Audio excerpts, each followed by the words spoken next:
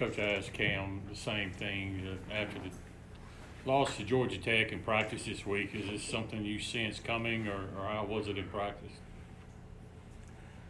I thought our practices were of the right tenor, if you will. After losing at Georgia Tech, we certainly were very disappointed that night, and we've been very disappointed since that loss, and kind of rallying the troops, if you will. We had plenty of time to stew on it and dissect it and learn and grow from it. And, but I didn't expect this, certainly, and I don't think anyone in that room would have expected this. And we thought, Tuesday was tough. It's going to pale in comparison to this. We'll go to Steph and then to Justin. Cam said he felt like the offense got a bit stagnant there, when they went on that 12-0 stretch. I guess, what did you kind of see, from your team in the stretch, and why do you think the offense, got stagnant like that? If I had the answer, I'd have fixed it during the game. Was it 59-50 or was it more than that? I thought it was 59-50 at some point, and they scored the last 10. I don't know exactly how it And then it was 15-2 then. But it was also 10-0, no? Right. We knew they would press us, and we were expected that, and we handled it for the most part. In the first half, they were falling back to more of their tandem 2-3 in the first half, with maybe one or two possessions of their 1-3-1. And we did a decent job, not great, but in the second half, they mixed it up, especially the last 4 or 5 minutes. They got out of the rhythm of zone press back to the tandem 2-3, and they went more 13, 1-3-1. And we weren't as aggressive looking back as we probably should have been against the press, and trying to score and maybe get them out of it. We were almost satisfied to break it. And it's a tough style to play against. I mean, kudos to Coach Johnson and their staff and players. They played really hard, and we expected them to play hard, and they never gave up, and they stuck around, and they found a way to win, on the road. But I thought in the end there, we were on our heels. The changing of the defenses after the press slowed us down, and regardless of that, when you only have 16, 18 seconds after breaking it, and then trying to get organized against the zone, can be difficult if you're not seasoned and if you're not on top of what you're supposed to be doing. And then we just couldn't, when it became late, like 5, 6, 7 seconds left in the clock, and then we didn't have a lot of offensive momentum, we had a hard time breaking them down. We had a hard time, getting two guys to guard one and getting a paint touch, and trying to make a play for someone else. And then when we did, we had multiple opportunities in the last few possessions at the rim, and we just couldn't stick it in the goal for some reason. We just had multiple guys have multiple opportunities in a lot of those possessions to get a big drive finish or a stick back finish, and we were able to do that. Paul, go ahead. Sean got his first start of his career, and also noticed Trey didn't play today. Any update on him? Both just coaches' decisions, nothing more than that.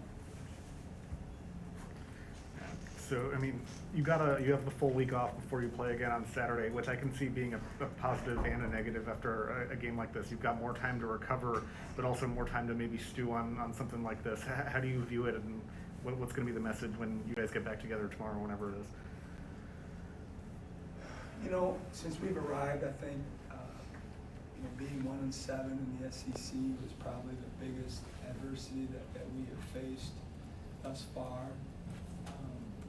But in my opinion, it's going to pale in comparison to what we're going to go through moving forward. This is going to stay with us all year long.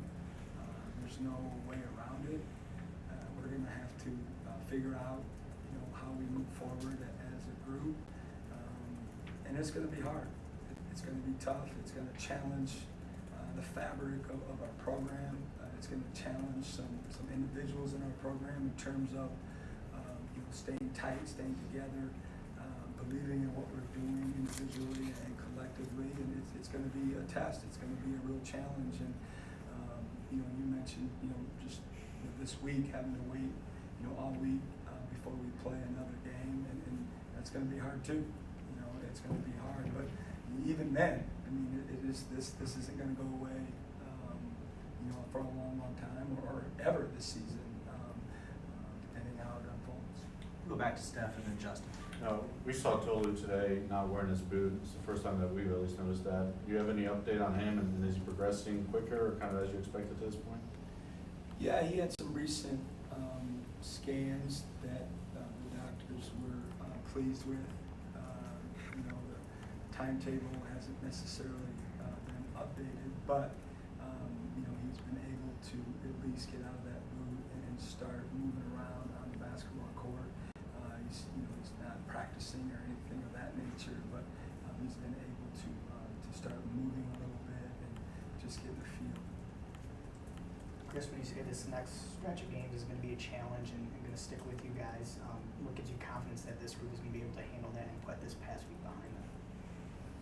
Yeah, I meant more, it's just big picture for our program, with the test, the challenge, handling adversity, losing a home game in this fashion after, I think most people would felt like, you know, we're going to be, you know, angry, we're going to be, you know, playing our best and not happy, and we weren't.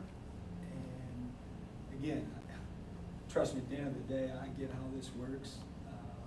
I'm responsible for our program and responsible for getting our guys ready to play, and I've got to do better, and I'm not happy about some of the things, that decisions that I made, and you know, I've got to go through that and learn and grow myself, but it's just going to be tough because there's going to be a lot of people in their ears individually, and they're going to question, you know, why this, why that, and if they take the bait individually, you know, it could cause some strife amongst us, and that's what our biggest obstacle is going to be, is to stick together and to continue to believe, and the buy-in stay the same, and somehow, some way, you know, pick ourselves up off the ground and go forward. Thank you, guys. We'll see you Tuesday.